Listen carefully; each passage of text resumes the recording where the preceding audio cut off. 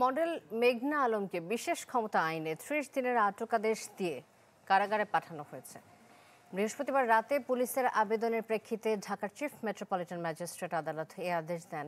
এ বিষয়ে পুলিশ জানায়, রাষ্ট্রীয় নিরাপত্তা বিঘ্নিত করা, রাষ্ট্রীয় গুরুত্বপূর্ণ ব্যক্তিদের বিরুদ্ধে মিথ্যাচার ছড়ানো এবং আন্তঃরাষ্ট্রীয় সম্পর্ক অবনতির উদ্দেশ্যে অপচেষ্টা চালানো সহ দেশকে অর্থনৈতিকভাবে ক্ষতিগ্রস্ত করার ষড়যন্ত্রের অভিযোগে মেঘনা আলমকে আইনি প্রক্রিয়া অনুসরণ করেই নিরাপত্তা হেফাজতে রাখা হয়েছে।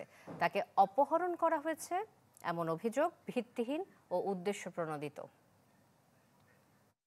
রাষ্ট্রের নিরাপত্তা বিঘ্নিত করা, গুরুত্বপূর্ণ ব্যক্তি সম্পর্কে মিথ্যাচার ছড়ানোর মাধ্যমে আন্তঃরাষ্ট্রীয় সম্পর্কের অবনতি করার অপচেষ্টা করা এবং অর্থনৈতিকভাবে রাষ্ট্রের বিরুদ্ধে ষড়যন্ত্রে লিপ্ত থাকার অভিযোগে যথাযথ আইনি প্রক্রিয়া অনুসরণ করে মেঘনা আলমকে নিরাপত্তা হেফাজতে রাখা হয়েছে।